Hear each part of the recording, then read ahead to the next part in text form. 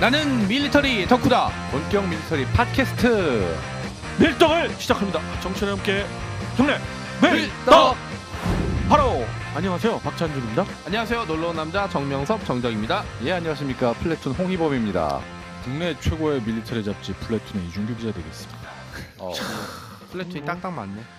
매번 출연할 때마다 압박 그 축구 대신 멘트가 압박 플래툰. 쳤어요. 네. 항상 다르시면서 네. 신선하시면서 예. 우리 이 기자님. 자, 이렇게 이 기자님의 그 신선한 멘트와 함께 시작한 밀떡입니다. 우리가 밀떡 이 주제가 이번에는 이렇게 계속 이어져요. 네. 지난번 그 문 기자님께서 짝퉁 군납 얘기를 하시면서 이제 짝퉁에 대한 게 나오니까 우리 저 홍 편집장님께서 짝퉁의 왕국이죠. 그렇죠. 짝퉁의 왕국 중국제 무기에 대해서 말씀을 주셨고 이번 시간 또 그 이어서 네. 벌지 전투가 일어났던 바로 그 장소를 네. 역사의 전쟁터 코너에서 네. 우리 정 작가님이 네. 한번 다뤄보도록 하겠습니다. 뭐 아르덴 이게 사실 벌지 전투라고 많이 알려져 있는데 벌지는 그냥 돌출부를 얘기하는 거라서 지명 자체를 얘기하는 건 사실 아니거든요. 그렇죠. 이거는 그렇죠. 그냥 미군이 부르는 이제 미국 쪽에서 주로 부르는 명칭이고 정식 명칭은 뭐 아르덴 전투라든지 뭐 아르덴 이게 공세. 중요한 게 벌지가 지금 지명으로 알고 그렇죠. 있는 네. 매니아분들도 벌지도 많습니다. 아니고 발지 대전. 발지. 발지 네. 대전. 이게 발지 이제 대전투. 저기 영어 이제 헐리우드 영화의 폐 중에 하나인데 사실 네. 여기 어디냐면은 벨기에 남동부, 그다음에 룩셈부르크 프랑스의 북동부. 여기 조사하다가 좀 놀란 게 어디냐면 요 아르덴 지역에 스당이 있더라고요. 네, 아, 있어요. 있죠. 네. 예. 보불 전쟁 때 이제 네. 나폴레옹 황제가 항복했던 예. 그 장소였으니까 사실 예나 지금이나 중요했던 기동로였다고 보시면 될 것 같고요. 지금의 그 아르덴 숲을 그 사진으로 보니까 굉장히 아름답더라고요. 원래 아름다운 곳에서 사람이 많이 죽죠.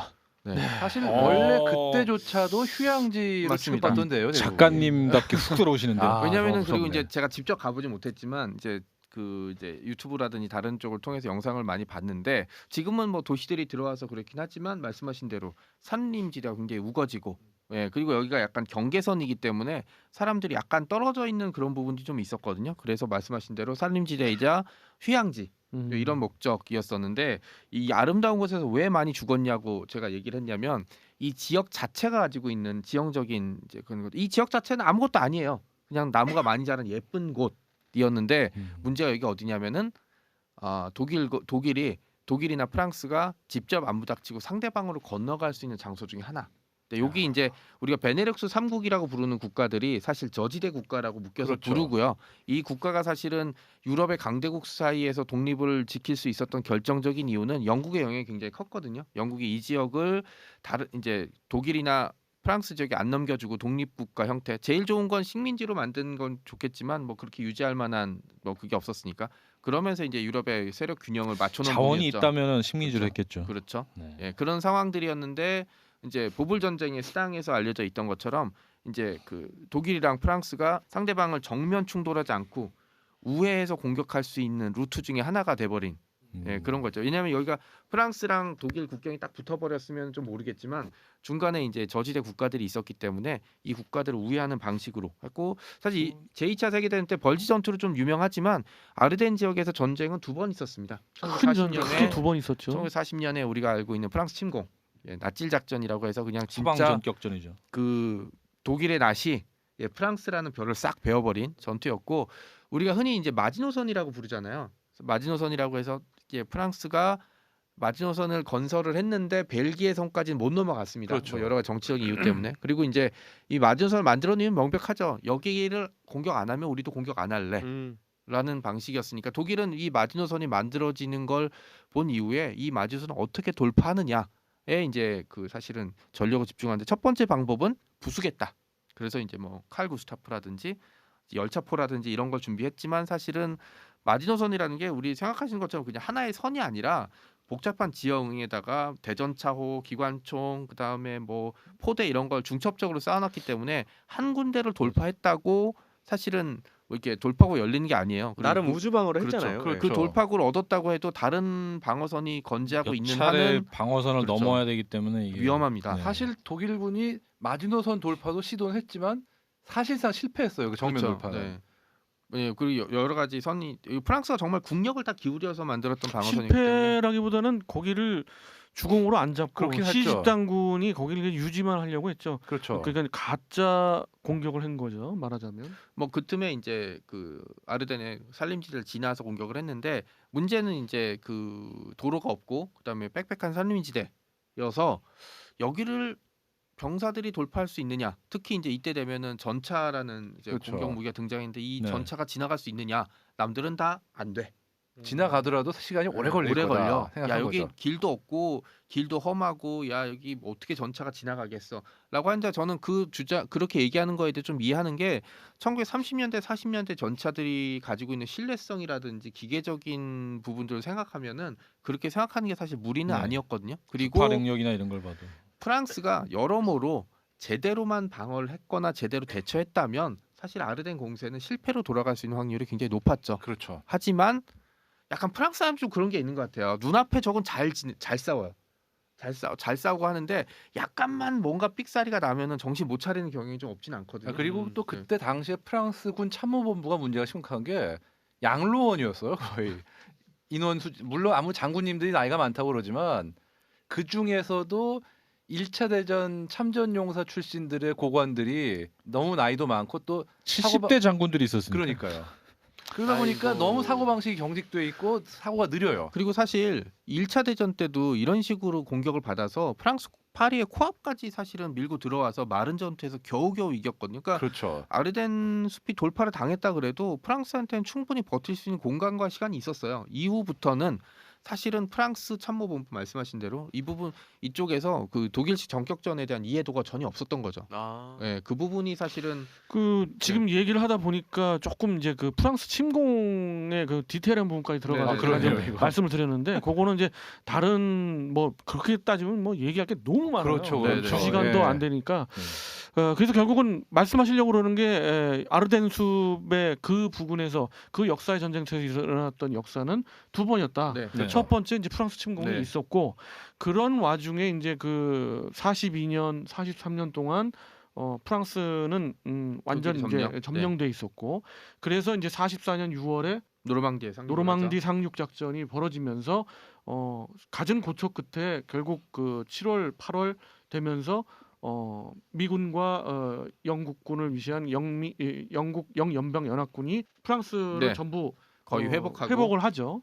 그러면서 이제 독일 국경에 거의 다다르는 와중에 돌출부가 생깁니다. 예, 그것은 뭐 자세히 하기에는 좀 뭐하지만 어찌됐든 그 공세와 반격과 이런 걸 주고받으면서 생겨났어요. 네. 그 이후 얘기죠. 예, 이게 이제 이 돌출부가 생기고 나면은 군의 이 돌출부가 이렇게 생겨나게 속적으로 되면 크게 생겼죠. 그러면은 이게 공세의 시작점이 될 수도 있고 공세의 종말점이 될 수도 있어요. 뭐냐면 이제 비슷한 게 이제 쿠르스크 전투에서도 네. 사실은 그 돌출부를 잘라내겠다고 시도했던 독일의 공세가 사실은 이제 전쟁의 시작이었고 벌지 전투에서도 사실은 요 돌출부를 노렸던 게 뭐냐면 최대한 적 목표에 가까운 지점으로 나갈 수 있었거든요. 그래서 얘기했던 대로 이제 네. 이제 안트베르펜을 노리고 있었는데 항구를 노린 것 자체는 합리적이었어요. 왜냐하면 이제 프랑스에 있는 항구들이 계속 그 독일군에 이제 철수하면서 이제 그 사보타지를 충분히 해놔서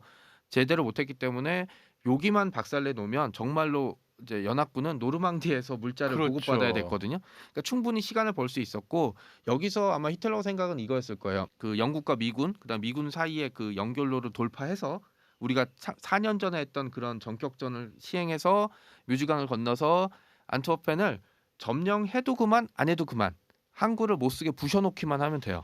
그러놓으면 사실은 미군과 영국군은 물자 보급을 못 받기 때문에 공세가 지연될 거고 그 틈에 동부 전선을 안정화시키겠다라는 게 이제 히틀러의 이제 생각이었던 거죠. 100번 양보해서 그런 히틀러의 어떤 생각을 약간 고개를 끄덕거려 보려고 해도 끄덕거려지지가 않아요. 너무 무모했죠.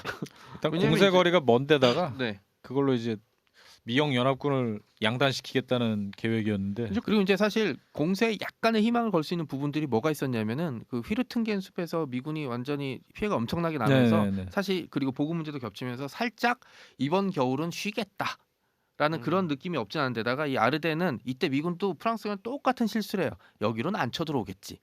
라고 하면서 여기 배치된 부대는 뭐냐면 신편돼서 이제 막 유럽에 도착한 부대. 네, 아니면- 최전방은 네. 106사단하고 99사단 네. 이렇게 정말 신편된 네. 사단으로 있었고요. 기존에 막 엄청난 그 진격을 했던 그 1군 또 9군의 그 주력 부대들은 다 뒤에 이제 그렇죠. 뭐 휴가 비슷하게 네. 가 있었죠. 그러니까 약간 재보급과 뭐 이런 네, 걸 하고 이 있었죠. 아르덴 숲 지역을 어떻게 썼냐면 저기 뭐지? 전방은 물론 당연히 지켜야 되니까 신규 편성 부대를 보내고 약간 후방은 그냥 계속된 전투로 피해가 누적된 부대 약간 휴양소 비슷하게 보내버린 거예요. 여기서는 그렇죠. 전쟁이 안 일어날 된다는 그런 생각으로 그러면서 안심하고 있었는데 독일 약간 자체 그 독일의 아른햄 비슷한 그렇죠. 상황이었어요. 그렇죠. 네. 그러면서 독일은 계속 착실하게 그러니까 저는 여기서 히틀러의 이런 망상과 독일 장군들이 약간 자포자기하면서 딸려갔던 게 이해가 되는 게 사실 뭘 해도 안 되는 거죠. 오늘 망하나 내일 망하냐. 근데 이 차이죠. 네. 자포자기는 아니었습니다. 뭐 그 모델이나 룬트스테트 뭐 그리고 많은 참모진들이 목숨을 무릅쓰고 반대는 했는데 뭐 당시 돌아버린 히틀러한테는 아무 상관이 없었죠. 그리고 그래서 이제 대안으로 한 게 엔트호프까지는 절대 안 되니까 뮤즈강까지를 생각한 거죠. 그 나머지 그 참모들은. 그리고 이제 또 하나 여기서 독일이 머리를 잘 쓴 게 이제 미군의 장점 중에 하나가 공군력이었는데 뭐 연합군에 이제 12월 되면 특히 아르덴 지역이 안개 같은 게 많이 낀대요. 그렇죠. 눈도 네, 많이 오고. 눈도 많이 오고 그러니까 이제 지금도 사실 공군 전력은 비 오거나 눈 오거나 기상이 악화되면 제 역할을 못 하는 것처럼 이때는 뭐 더할 나위 없었죠. 그렇죠. 그러니까 제일 날씨가 이제 그나마 연합군 비행기가 안 뜰 것 같았던 12월을 골랐고요. 그리고 이제 또 눈도 많았기 때문에 상대적으로 뭐 그 약간 그런 분위기 있잖아요. 군대들은 뭐 어떻게 뭐 미군도 그럴지 모르겠지만 겨울 되면 약간 이게 설마 여기서 좀 지금은 싸우지 말지? 약간 이런 느낌. 그렇죠. 그리고 이제 독일군도 별다른 이제 느낌은 없었으니까 그러고 있다가 이제 12월 16일에 네. 아수라장이 돼버리죠. 여기다 이제 독일군이 굉장히 머리 잘 쓴 게 발지 전투에는 전차만 계속 다니는데 먼저 보병들을 보내서 이제 청소를 하고 그다음에 기갑부대를 보내서 교두보를 확보하고 진격하는 식으로. 이게 그렇죠. 좀 그 청취자분들 오해가 있을 수 있는 게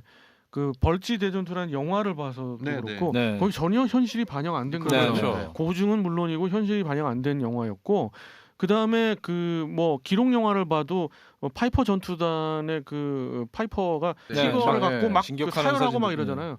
근데 사실은 티거 전차 여기 투입된 티거 전차 많아봐야 40대가 조금 얼마 안 넘었어요. 됩니다, 실제로. 네. 네. 그랬던 거고 말씀하신 대로 처음부터 전차로 막 밀고 들어온 게 아니었죠. 그렇죠. 근데 이제 영화적인 뭐 그런 걸 이제 물론 그건 그렇고 당연히 그렇죠. 예, 예. 그리고 그런 이제- 그림을 네. 그리고 생각하지 말라 달라는 네, 네. 말씀. 영화는 뭐 영화고 좋은 영화긴 하지만 그러면서 병력 차이가 거의 3배 정도 날 정도로 이렇게 사실 공세 자체 이 아르덴 지역 자체에 대한 공세 자체는 독일이 준비부터 초반까지는 아주 나쁘지 않았습니다. 그리고 이제 지난 시간에 말씀하신 것처럼 네. 뭐 위장 부대를 투입하고 막 이러면서 준비는 굉장히 네. 많이 했어요. 그렇죠. 이게 네. 히틀러의 생각에는 만약에 밀릴 경우 이렇게 하겠다고 한 게 44년 뭐 어떤 책자에 44년 4월 5월경부터 자기 머릿속에 있었다라고 얘기를 하더라고요. 뭐 대단한 당연히 거지. 히틀러는 뭐 그 생각을 하고 이게 반격 지점 좋았고 그다음에 아까 얘기했던 위장 부대가 하나 효과를 냈던 게 오마브레드리 장군이 이제 갔을 때 아, 이제 당연히 걸리죠. 네. 나 건물이 엄청 오마브레들리 많으니까. 예. 그런데 그럼 이제 암고 외에 이제 또 이제 하잖아요. 그렇죠. 뭐 미키마우스 친구 누구냐 했을 때 오마블레드리 장군한테 났던 질문은 뭐냐면 일리노이주의 주도가 어디냐. 아, 네, 그런데 스프링필드라는 지역이었어요. 저도 그렇죠. 몰랐는데 스프링필드 시겠죠. 근데 헌병이 시카고 아니야? 이 이상한데 잡아. 사실 시카고가 제일 큰 도시긴 하지만 주도는 아니거든요. 아니죠. 네, 그런데 이 헌병이 잘못 알고 있었던 거죠. 스프링필드였어야 되는데. 네, 그렇죠. 그렇죠. 이게 거기- 굉장히 유명한 에피소드가 거기 사는 유명인이 저번 시간에 심슨이라고. 얘기를 좀 그 얘기 안 나왔다. 드리려다가 말았지만은 이런 식으로 굉장히 그 대답을 디테일한 걸 물어봐도 대답을 잘해. 난 네. 모르는데. 네, 네. 그러니까 헌병이 보고서 저 새끼는 저건 미군이 의심인데? 아니야. 저거. 네. 또 외우고 왔네. 너무 저런까지 알 수 없어. 우리 그래서 또 잡히는 사람들도 많다. 아마 그리고 그 헌병은 잡아놓은 다음에도 풀어준 다음에 야 그래도 내가 별을 잡은 사람이야 이러고 다녔을 거예요 분명히. 그리고 이제 그러니까 이게 또 우리한테 참고될 만한 게 지난 시간에도 얘기했듯이 이제 북한도 우리나라 군 복장과 무기를 들고 후방에 침투할 거기 때문에 사실 이러면 당연히 암고도 확보를 하거든요. 그렇죠. 그때는 물어봐야죠. 블랭피크가 몇 명이냐. 이런 식으로 난 확인을 모르는데. 해서 군인 중에 모르는 사람 없습니다. 그러니까 그런 식으로 확인을 해야 되니까 우리도 사실 이런 질문들도 미리 이제 생각을 좀 해둬야 되죠. 네. 역시 역시. 아니면 뭐 누구 개새끼 해봐 뭐 이런 거 있잖아요. 그렇죠. 우리도 예. 후미에 같은 거 하나 하면 될 것 같아. 후미. 그 사칭 그러네. 밟고 밟고 네, 지나가라고 이거 한번 밟아봐. 뭐 이렇게. 네. 하여튼 그런 좀 일이 있었고 중간에 또 얘기하신데 이건 저는 한번 따로 다뤄봐야 될 거라고 생각하는데 그렇죠. 뭐 말메디 학살 같은 네. 경우는 뭐 오토 스코르체니보다는 아마 요한 딴 파이퍼 딴 였으니까 전투단이었죠. 이것도 이제 벌지 대전투에서 한 부분 나왔었는 77명을 그냥 네. 학살한. 네. 이런 부분에 대한 얘기들도 있었고 사실은 저는 벌지 대전투의 핵심은 바스토니오라고 보고 있거든요. 그렇죠. 바스톤. 네, 바스토니오. 바스토니오를 네. 독일이 확보를 못하면서 사실 모든 작전 계획이 꼬여버리기 시작했어요.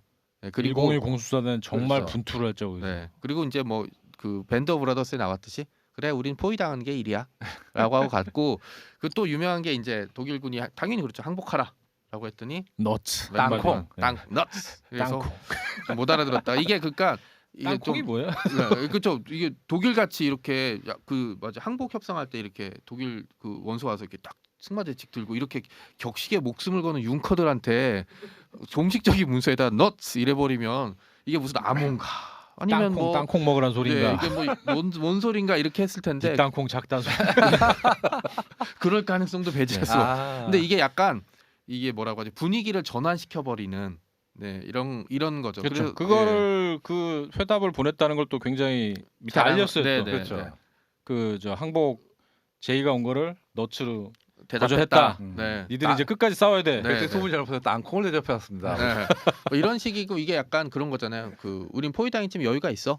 뭐 이런 느낌을 줬고 받아본 사람도 이게 무슨 뜻인지 알고 됐을 때는 약간 그 느낌 들었을 것 같아요. 발지대 전투에서도 그 얘기 하잖아요. 그 전타 로버트 쇼가 분이었던 그 헤르만 중 대령이었나요? 그 헤슬러죠. 헤슬러. 헤슬러. 네. 형이 죽은 미군의 가방에서 따뜻한 초콜릿 케이크를 발견했다. 우리는 못 이길 수도 있겠다라는 식의 얘기들을 하는데 뭐 미군적인 시각이 들어가 있지만 이제 그것도 고중 오류. 그렇죠. 그러니까 좀 비속어서 이 새끼들은 이렇게 포위당했는데 포위당한 것 같지가 않네. 약간 그런 거 있잖아요. 그 네. 격투기 할 때 한 방 나는 카운터를 먹였다고 생각했는데 상대방이 씩 웃으면서 이러면은 못 들어가거든요, 진짜.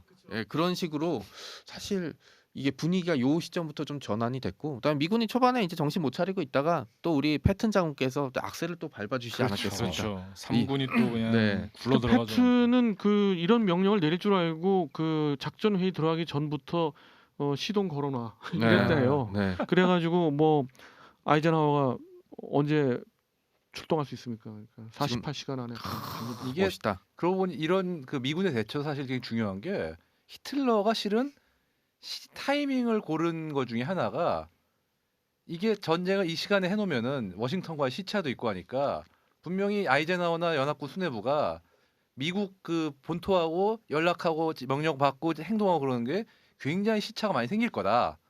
근데 그런데 거기에 따라 거기와 더불어서 그렇죠. 영국군과 캐나다군 각종 미군. 그 연합군하고의 그런 의견 그렇죠. 조율이 분명히 네. 시간이 걸릴 거다 생각한 거죠. 근데 문제는 아이젠하워도 그렇고 미군 수뇌부가 대통령 명령 기다릴 사람들이 아니라는 거죠.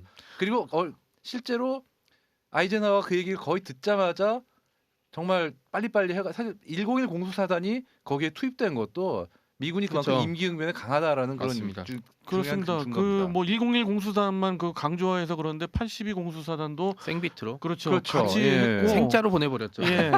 그렇게 빨리빨리 대처를 아, 그뿐만 듣더라니까. 아니라 그 후방에서 네. 그 방어를 하기 위한 부대들도 후방에서 빨리빨리 빼가지고 대처를 했어요. 그거는 뭐냐면 그 전까지만 해도 독일의 생각이 옳았어요. 왜냐하면 이걸 하려면 몽고메리 측 관련된 조율해야 그 되고 뭐 이럴 영국군과의 조율 거다. 분명히 분명히 있었어. 근데 네.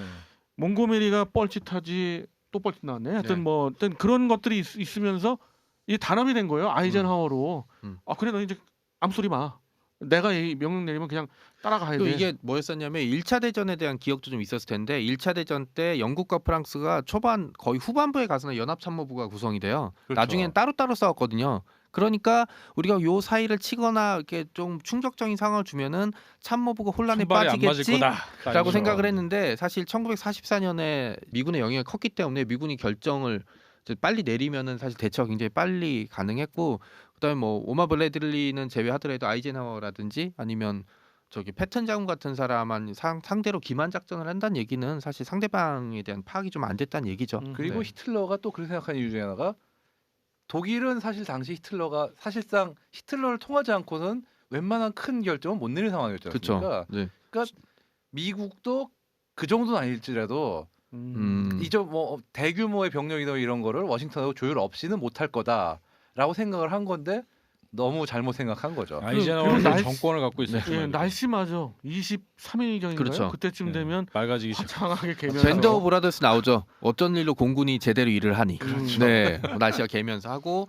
뭐 물론 독일도 바보는 아니니까 이제 날씨가 개면서 이제 보텐플라테 작전을 준비하긴 하지만 또 서부 전선의 항공력을 다 끌어다가 그냥 그러니까 이게 작전인데. 이게 이런 그런 것 거 같아요. 참. 도박꾼이 막 핀치에 몰리면 그 묶고 더블로 가 이런 거 있잖아요. 딱 있죠. 묶고 더블로가 네, 딱 묶고 더블로 그거죠. 네, 그래서 이제 박 의원님이 지난 시간 얘기하신 대로 전쟁을 이제 6주 동안 전쟁하고 6개월 빨리 끝냈다는 게 물론 신사답게 행동해야 돼. 그게 그게 안 됐어. 뭐라고 독일 국경선에서의 그 전투가 이제 어떻게 물론 미군이나 연합군이 돌파했겠죠. 하지만 사실 이제 이 벌지 공세에서 이제 공세에서 중요한 전력을 너무 많이 쏟아붓었어요. 그렇습니다. 쉽지 않았어요. 그렇죠. 네. 동부 전선의 그 기갑부대를 뺄 게 아니었습니다. 그거를 그대로 놔두면 소련도 그 준비를 해야 되기 때문에 그렇죠. 시간을 벌 수 있었고, 그리고 모델과 룬트스테트를 비롯한 G집단군과 B집단군이 철통같이 그 그렇죠. 라인강을 위시해서 지켰어야죠.